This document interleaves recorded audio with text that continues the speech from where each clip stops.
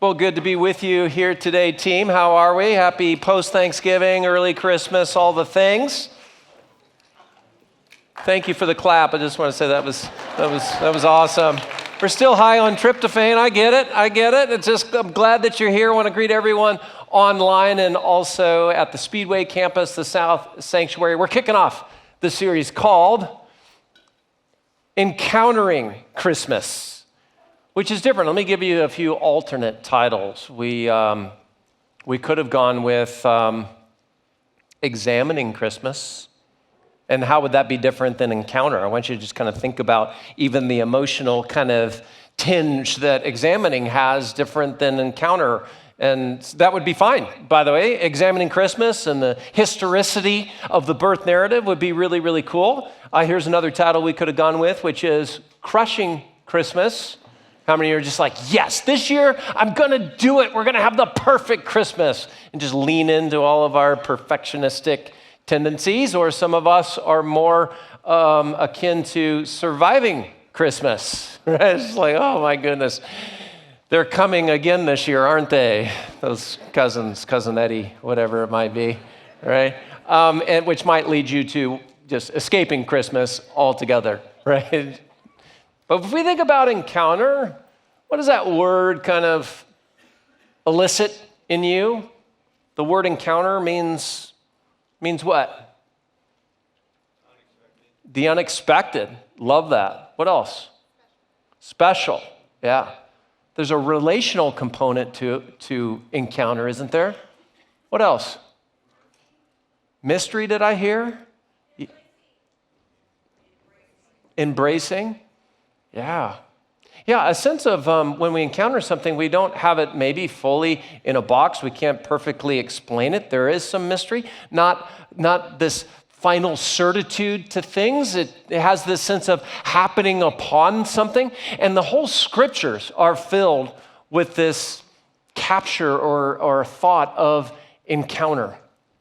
Abraham and his wife Sarah had been long suffering in struggling with infertility.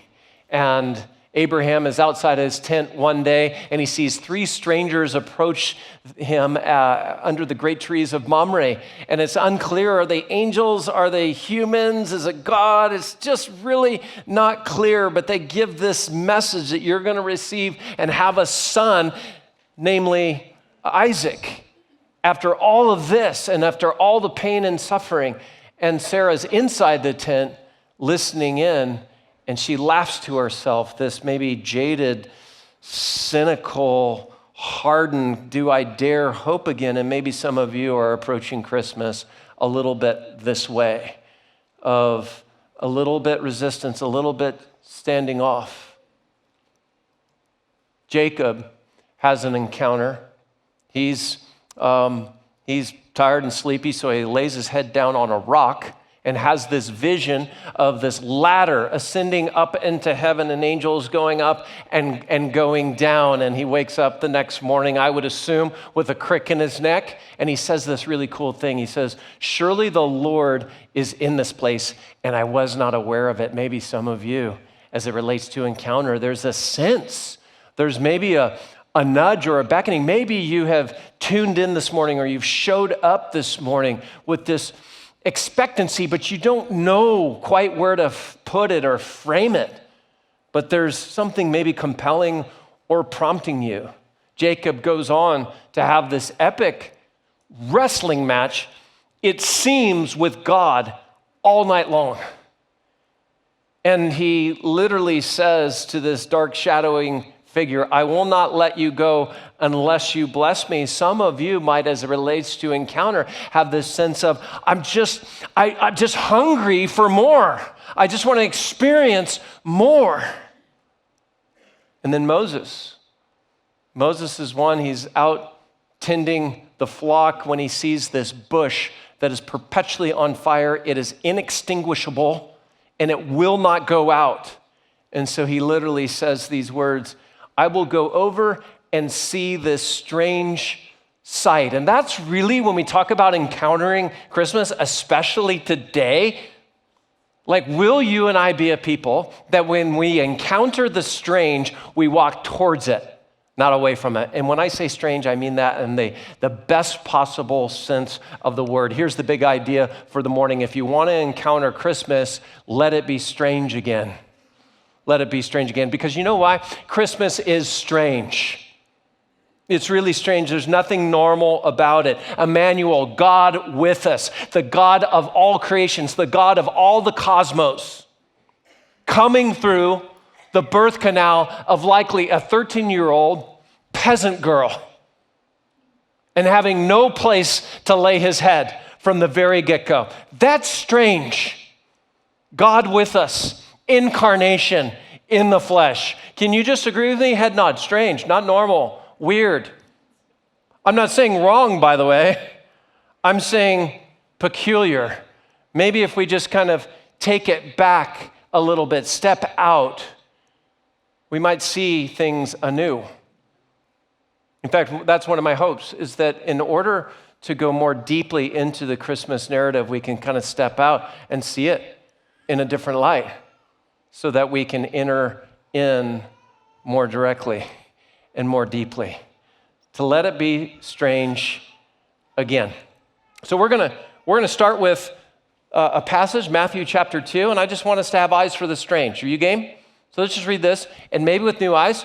We've sung our Christmas carols. We know this story, but maybe we could encounter it again. Where is it strange? After Jesus was born in Bethlehem in Judea, during the time of King Herod, Magi from the east came to Jerusalem and asked, "Where is the one who has been born King of the Jews?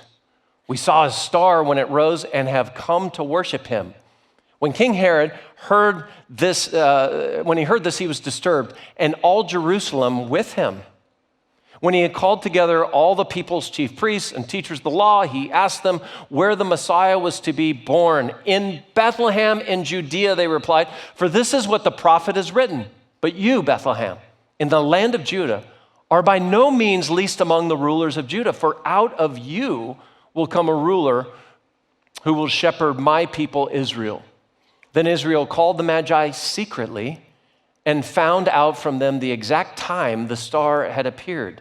He sent them to Bethlehem and said, "Go, search carefully for the child. As soon as you find him, report to me so that I too may go and worship him." After they had heard the king, they went on their way, and the star they had seen when it rose went ahead of them until it stopped over the place where the child was. When they saw the star, they were overjoyed. On coming to the house, they saw the child with his mother Mary, and they bowed down and worshiped him. Then they opened their treasures and presented him with gifts of gold, frankincense, and myrrh. And having been warned in a dream not to go back to Herod, they returned to their country by another route. Anything strange there? What are a few things that are strange? A star? Do stars behave like that? Negative. What else is strange? Herod, the leader, starts acting very strange. Strange gifts delivered by strangers from the east. A lot strange there. Maybe you saw some other strange too. So back in October, I got an email from Jamie, who heads up kind of a lot of our marketing stuff, and she's like, "Hey, Christmas is coming up." I'm like, "Really? It's coming? It's October." And she said, "And we need a title for your talk." I'm like, "What talk?" She goes, "Like the one on November 30th. I'm like, "Really? I don't know what I'm talking about." So I email Pastor Jonathan. I'm like, "Hey, what's on tap?" And so he sends a really helpful reply.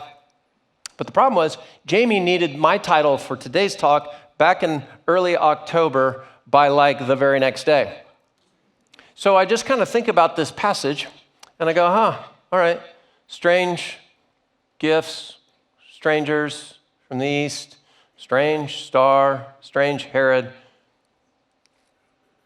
Stranger Things. I mean, it was just right there, people. It was just for the taking, super easy. You would have done the same thing. And I didn't know that the whole new season, what is it, season 5, was going to drop on this very last Wednesday night. And I mean, it was just this total serendipitous, happy accident. How many of you have been, you were a part of the Netflix server crashing because you were waiting for it. All right. So I see one hand in church willing to admit a religious-like level of devotion to Stranger Things. What do we love about Stranger Things? Well, not everything. I just, whenever you talk about a movie or anything, there's the gratuitous this, there's the character arc that you don't quite fully track with. However, there are some things that are really fun about Stranger Things, set in the 1980s, which we all know is the best decade ever, with the best music ever.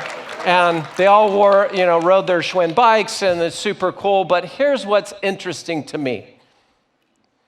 And I want you to hear this very clearly. I'm not saying that Stranger Things represents a biblical worldview. What I am about to say is that Stranger Things and the fact that there is this massive following and fascination with the strange. That is it, culturally speaking, is it saying something about our culture and their hunger for what we celebrate by the ultimate strange of Christmas? Because the whole, and I won't spoil it for you, but there's these kids out there with flashlights and bikes, and it's a good versus evil, and there's this sense of something is near, something is mysterious. In fact, there's this whole other world called the upside down. It's just the opposite of what they would describe as the real world. And as I think about the kingdom of God, and as I think about how God moves and unfolds things in my life, I go, I wonder if this fascination for that is really a hunger for something far deeper, and they just don't know it. Stranger Things. And so here's what we're going to do. We're going to look at three strange things. We're going to leave Herod for coming up in the series because Pastor Randy will come next week, and he'll talk about Joseph in the birth narrative story, and then Pastor Jonathan will do Herod, a full treatment, and then the shepherds following them will be teed up for Christmas Eve and Eve. But let's just talk about three things. Let's talk about the star, let's talk about the gifts, and let's talk about the strangers from the east. So the strange star, we saw his star when it rose and have come to worship him. It's interesting that they say we saw his star. It's interesting to me. And so here's the point. If you want to encounter Christmas, look for the strange. That's what they did. This star had the ability to kind of stop, had the ability to kind of be tracked, it had the ability to stop over Bethlehem. It's very strange. Some wonder if it was a supernova. Others are wondering if it's the conjunction of Jupiter and Venus or Saturn and Jupiter. And if you look back in history, there are some conjunctions, some planetary conjunctions around the time of Christ's birth. However, we don't know the exact time of Jesus' birth. So the 1225 is a bit of an arbitrary landing on that. So we're not going to get into all that speculative nature. Some would even say it was just an angelic light that they were following. But here's what I love. I love that these Magi looked. I love that they searched. I loved that they had the courage and at their own cost went on this journey to find his star. They saw something strange and they followed it. There's some celestial strangeness going on right now, not just the Northern Lights, but the three-eye atlas. Anybody tracking with that? Had some friends turn me on to this. Here's some NASA images of this very peculiar comet. It's an interstellar, meaning not from our solar system. It's out in the Milky Way galaxy, but it is not behaving like a normal comet, which means it is not following the gravitational pull of the sun. It's basically an interstellar visitor, and it's leading to all sorts of wild speculation, debate, controversy, which comes as no surprise. Would you agree? And yet, you track this and get on NASA's site, and it's fascinating, but not nearly as fascinating or strange as grace, as forgiveness, as even some of the more common things in our life that if we step back and we look at and we go, that's strange. Like time and space continuum. You start wrap your head around that one. Or barbecue, wrap your head around barbecue. Have you ever thought about barbecue, how strange that is?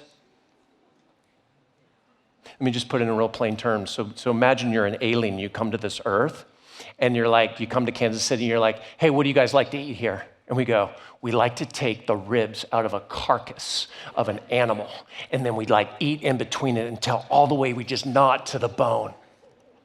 That's strange to you? Anybody? Milk is strange. You're like, yeah, it comes from this thing called a cow. There's udders. We squeeze it, and then we drink it. Eggs are strange. You ever just wonder, who was the first person to take a shot at an egg? Hey, I don't know, let's crack it. Okay, now if we just whisk it up and then we put it over a fire, then maybe we can eat it. Who thinks like that? That's strange. So much in our life is strange. Marriages are strange. You ever just said to someone close to you, yeah, they got a strange marriage. Two odd ducks right there. But the truth is, my wife and I look at each other and go, we're strange. The things our little things, those are strange. I'm strange.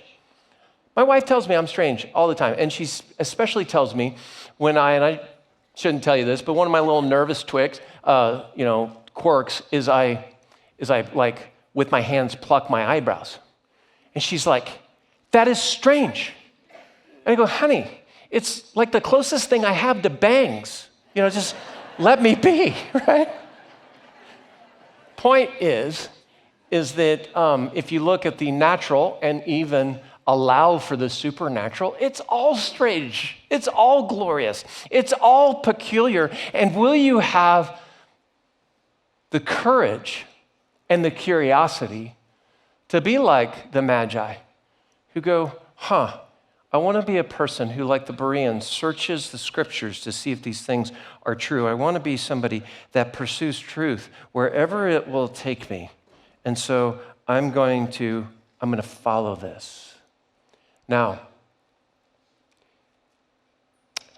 prompted to say a couple things here. One is, some of us have people we deeply love who are walking away from their faith.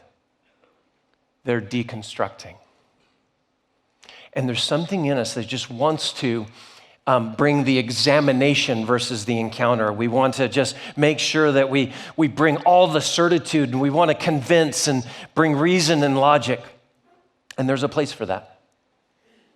But I just wonder if maybe what's happening in the bigger picture is that child or the grandchild or the friend that you love or the spouse that you have, they need to go on this journey to step out of their experience in order to one day more deeply step in.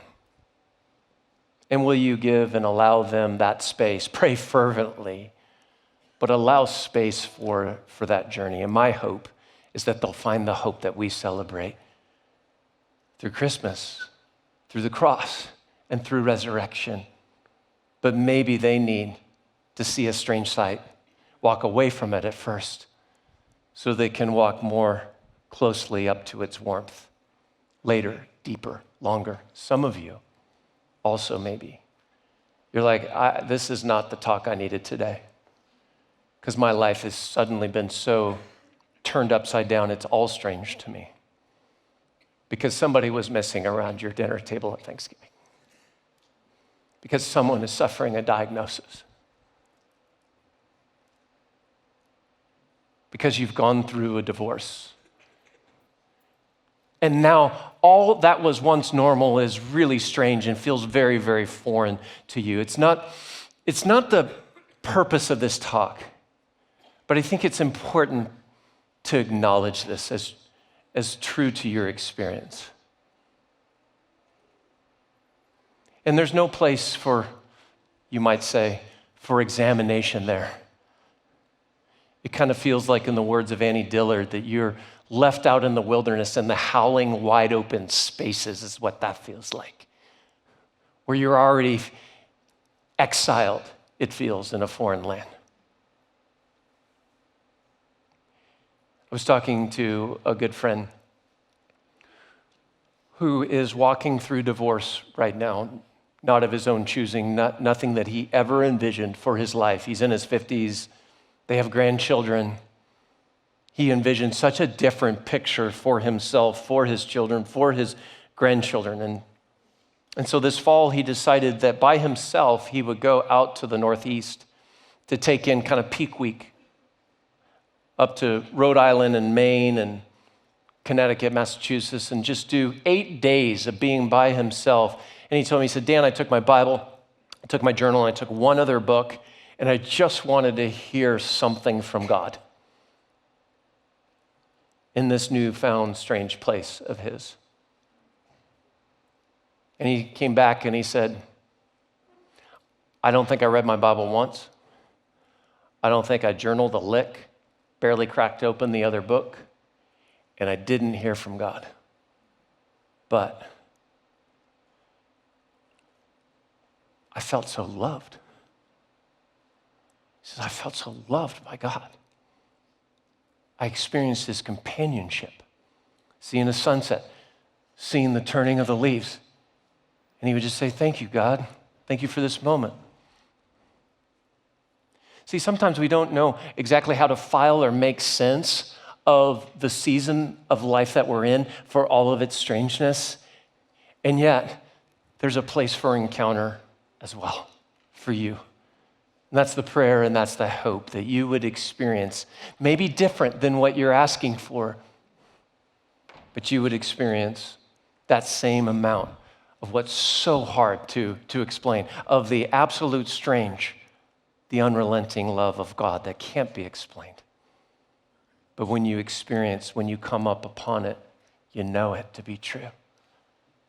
So that's a hope that we hold out for you and for loved ones going through that stage of life. Let's talk about the strange gifts. Then they opened their treasures, these Magi did, and presented him with gifts of gold, frankincense, and myrrh. We don't know exactly how old actually Jesus is at this time. The scripture doesn't literally place him right there in the trough and the like. It could have been a little bit later. It says that they came to the house. And so we don't quite know, but they came bearing gifts. Now, what's strange about these gifts? Each one of them would have been well known in that time and era, and still today. Gold, very common. Frankincense, very common. And myrrh, also very common. What's unique, what's strange, is that they were all brought together and what they represent. The gold represents what? Anybody? A gift for a king, right? The frankincense would be this kind of aromatic resin or oil that represents the divine, often used in worship and by priests. Now, the most strange is the myrrh, because what's the myrrh used for? Death, embalming.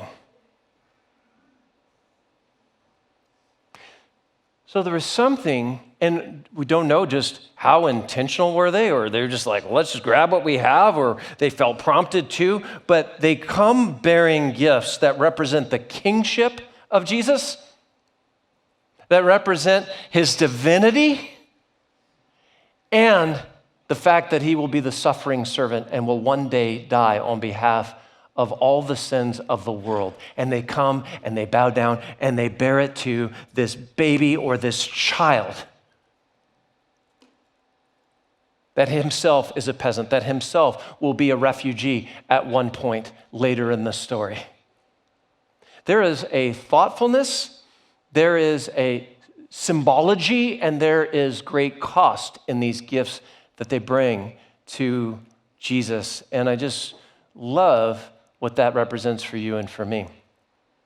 That if you and I want to encounter Christmas again, that we need to give strangely like that, with a level of thoughtfulness, maybe some symbolic nature, and maybe at some cost, instead of maybe just hit and click on Amazon.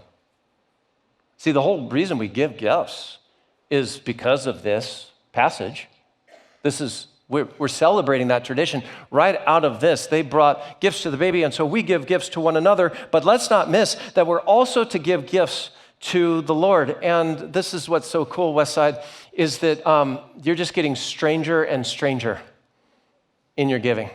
So last week we had what we called our Harvest Sunday, and we all wrote out commitment cards. We didn't write numbers down or financial numbers. We just signed our names as a signpost of our posture and heart towards the Lord, that we wanted to give him what we just call the first fruits.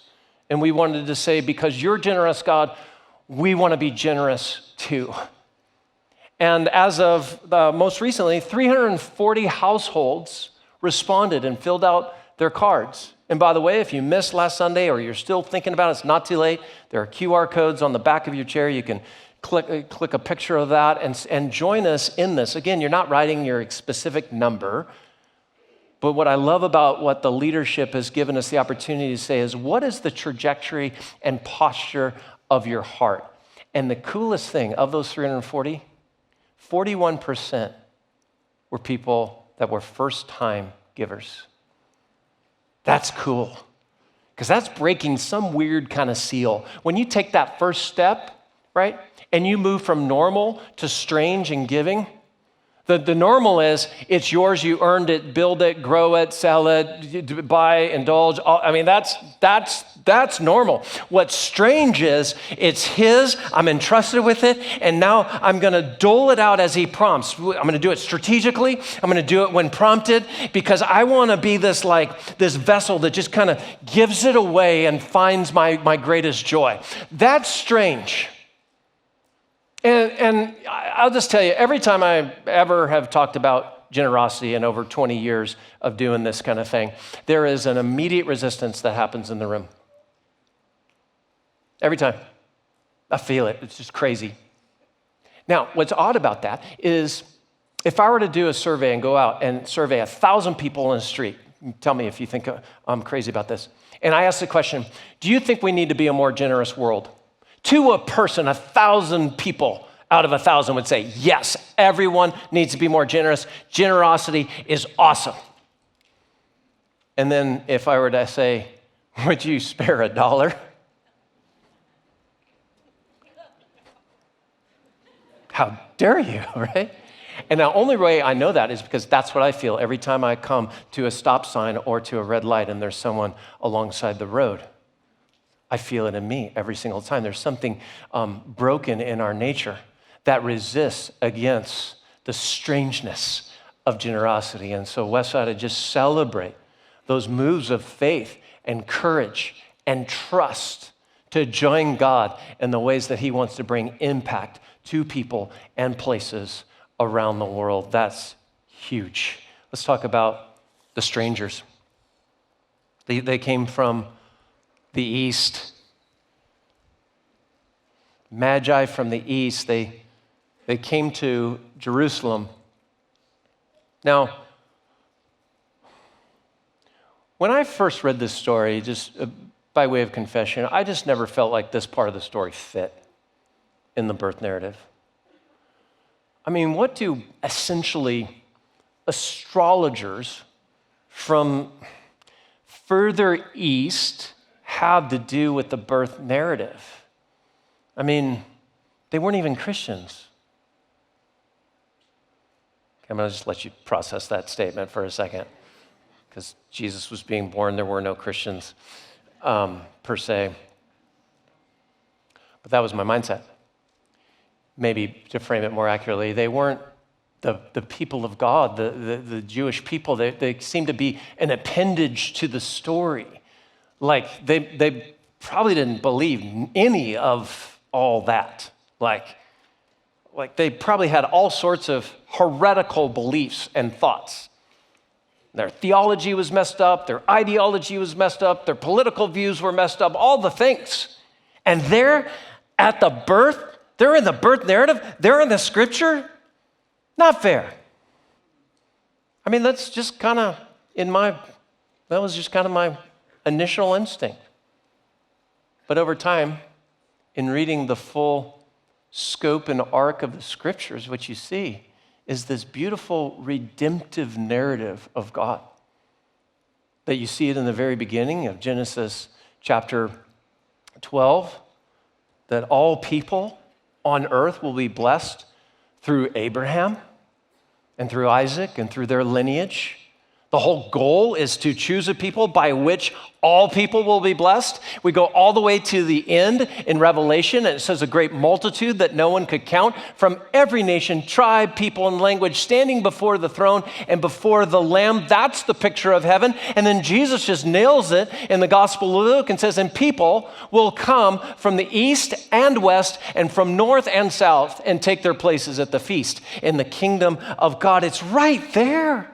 And it goes without saying, but let me just say it, that God has a deep heart for all people from all places, and there is no favoritism. There is no partiality. He loves someone from Venezuela as much as he does from Ukraine, as much as he does from Russia, as much as he does from Ghana, as much as he does from America, Canada, New Zealand. There is no partiality. God wants all people to come into relationship with him. This was the plan. So wouldn't it just make sense? God is the greatest storyteller of all. He's like, let's take people from the east that don't belong and put them right central in the story. And by the way, when it says from the east, where are they likely from? Well, if this is Jerusalem and we go east, we'd go first through Baghdad, Iraq, and you kind of keep going. And then you go to Iran, Tehran. And so actually, as it comes and bumps up against the story for you and for me, what we find is that some people that we most, in our fear, distrust, right there central to the story. That actually there is such a rich heritage of Christian Arabs that are traced to a time like this. We don't, there's lots of speculation. How did that happen? Did it come out of the exile, even when Daniel was there? Like, there's all sorts of things there. But what I love is that God is actually still meeting those from Iran, those from Iraq, Muslims today. And how is he doing it? Well, predominantly the same way that God met the Magi. It says, and having been warned in a dream not to go back to Herod, they returned to their country by another route. In a dream. That's happening today. There's all sorts of documentation of Muslims and people in the Middle East, predominantly in Iran and the like, who are having a dream of a man in a white robe. To the point where actually they're putting little advertisements in the paper and even billboards that says, have you seen the man in the white robe? Call this number, go to this site. By some estimates, up to a third or a quarter of people that are coming to Jesus in that part of the world, they're initially coming to him by way of dream. But not just a dream. Because often, what Jesus says to them in the dream is, look for someone tomorrow to come and explain this to you. See, he appears in a dream, and then he relies on us to maybe explain it, to unpack it, to invite them in. And so if we really want to encounter Christmas, then we need to welcome in a stranger. I have a mentor, Bart, who had a foreign exchange student from Sri Lanka. And they invited them in to say, hey, come help us decorate the Christmas tree. So they put out the tinsel, and they put out the ornaments and the lights and all the things that they got done. And they turned to their newfound friend that they had welcomed in over the Christmas holiday season. They said, what do you think of the tree? And he goes, what tree? He couldn't even see the branches. All he could see were the trappings. And for my friend Bart, all of a sudden he saw through his tradition, and it made him wonder, have I just been loading up on top of the birth narrative, all the pressure of Christmas, all the dysfunction of family, all the preparations, everything on top. Have I just been loading this up and I'm missing the actual central part of it? I'm missing encounter. So you bring in someone with outside eyes and they help you step outside so that you can enter more deeply in, again, for all of its richness and for all of its fullness. I have another friend named Mark.